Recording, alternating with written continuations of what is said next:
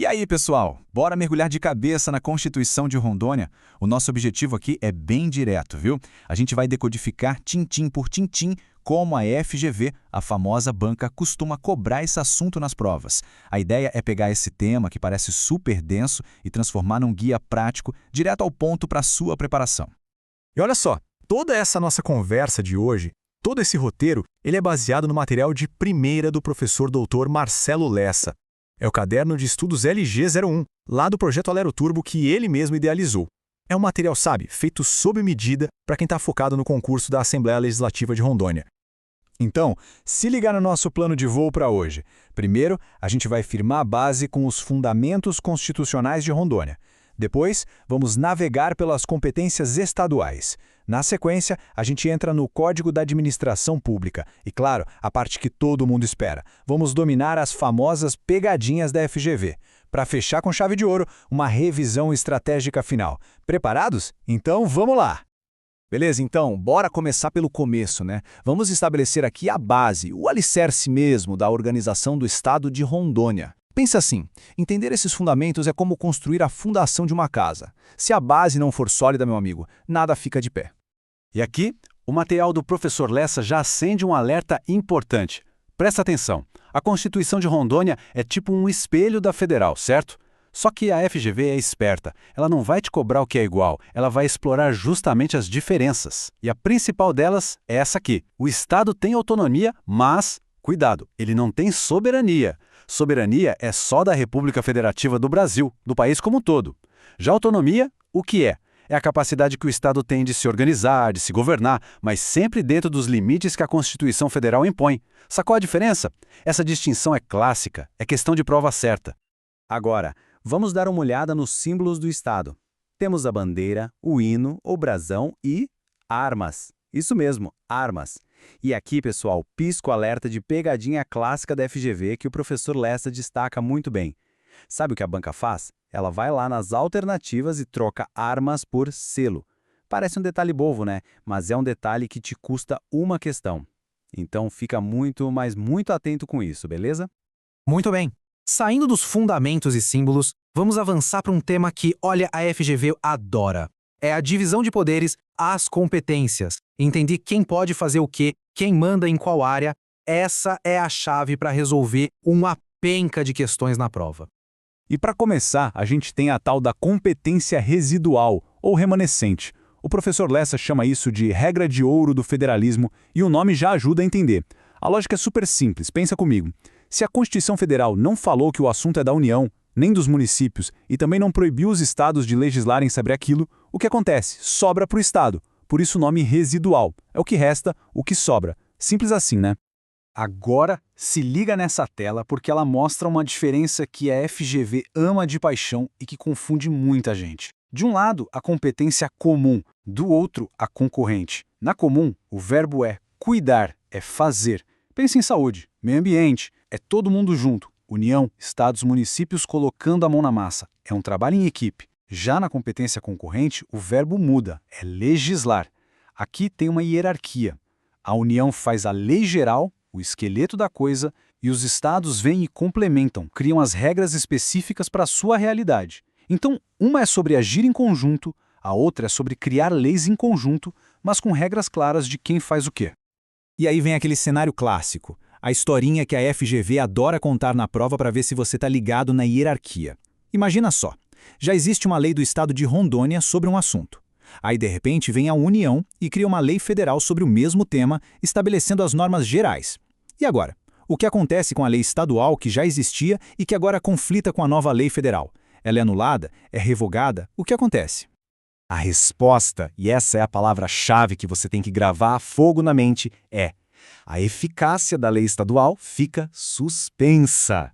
Olha só, ela não é revogada, não é anulada, não morre. Ela só fica, digamos, em stand-by, em pausa, naquilo que for contrário à nova lei federal. E o mais legal é que se lá na frente essa lei federal for revogada, a lei estadual volta com tudo, com força total. Então, a palavra mágica é suspensão. Memoriza isso. Fechou a parte de competências? Então bora para outro tópico que é o dia a dia de quem vai ser servidor, as regras da administração pública. Esse aqui é um tema essencial, não tem como fugir. E para começar com o pé direito, a gente vai direto para um mnemônico clássico que todo concurseiro tem que ter na ponta da língua. L-I-M-P-E. Legalidade, impessoalidade, moralidade, publicidade e eficiência. O famoso, o clássico, o indispensável LIMP. Isso aí não é invenção de cursinho não, tá? São os 5 princípios que estão lá expressos na Constituição Federal e, claro, replicados na de Rondônia. São os pilares, a base de tudo na administração pública. É obrigatório não só decorar, mas entender o que cada letrinha dessa significa. Outro assunto campeão de pegadinhas: acumulação de cargos públicos. Qual é a regra geral? É proibido. Ponto. Não pode acumular. Mas, como sempre, o que a FGV vai cobrar? As exceções. E são basicamente 3, fáceis de memorizar. Se liga, pode acumular 2 cargos de professor, pode 1 de professor com outro técnico ou científico e pode 2 cargos de profissionais da área da saúde. Claro, sempre com compatibilidade de horários, né?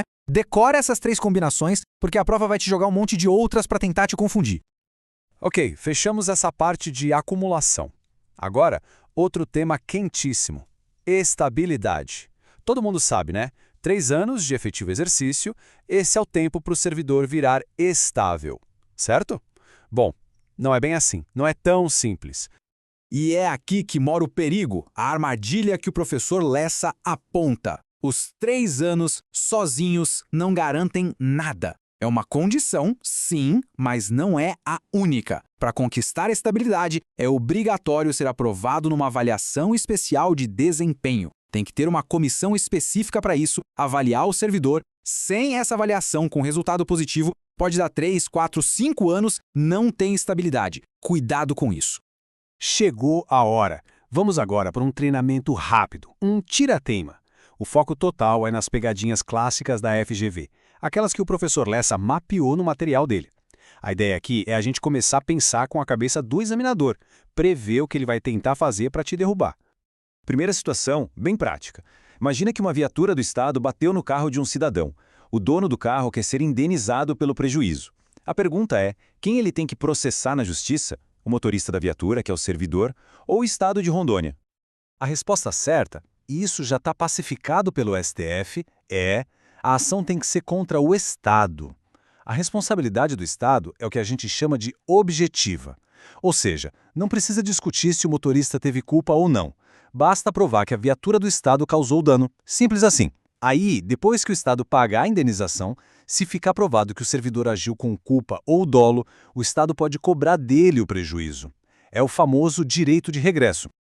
Segunda pegadinha, essa aqui é batata em concurso de carreira policial, por exemplo. O edital do concurso vem e exige uma altura mínima para poder assumir o cargo. Só que não existe nenhuma lei no Estado dizendo que precisa dessa altura mínima. A pergunta é, essa exigência que está só no edital, ela é legal, ela vale? A resposta é um gigantesco não. E o motivo é o princípio da reserva legal. Pensa assim, o acesso a cargo público é um direito. E qualquer restrição a um direito tem que vir por lei, aprovada pelos deputados e tudo mais. Um edital é só um ato administrativo, ele não tem essa força toda. Ele não pode inventar uma regra, uma exigência que não está prevista em lei. Edital não cria lei. Ufa!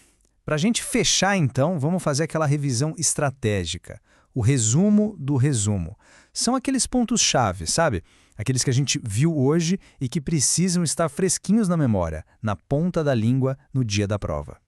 Se você tivesse que sair daqui hoje memorizando só 4 regras de ouro, seriam estas. Anota aí. Primeira, a competência do Estado é a residual, e se a lei estadual conflitar com a federal, ela fica suspensa. Segunda, as 3 exceções para acumulação de cargos têm que estar na ponta da língua. Professor com técnico/científico e 2 da saúde. Terceira, estabilidade não é só 3 anos, é 3 anos mais avaliação de desempenho. E quarta, deu problema com agente público? Processo Estado primeiro. E para a gente fechar o nosso conteúdo, eu queria deixar uma citação do professor Lessa que está no material dele e que eu achei fantástica. Ele diz assim: estudar a Constituição é entender a estrutura da casa que vai acolher seus sonhos. Poxa, é uma forma muito bonita de lembrar que todo esse esforço, todo esse estudo é muito mais do que só decorar artigo para a prova. É sobre entender as regras do lugar onde se quer construir uma carreira, uma vida. Este resumo foi produzido a partir do conteúdo do projeto Alero Turbo, sob autoria e orientação do professor Dr. Marcelo Lessa. Se esse conteúdo te ajudou de alguma forma, não esquece de se inscrever aqui no canal e ativar o sininho das notificações, tá bom? Assim, o YouTube te avisa na hora que o próximo resumo for liberado. Até a próxima e mantenha o foco!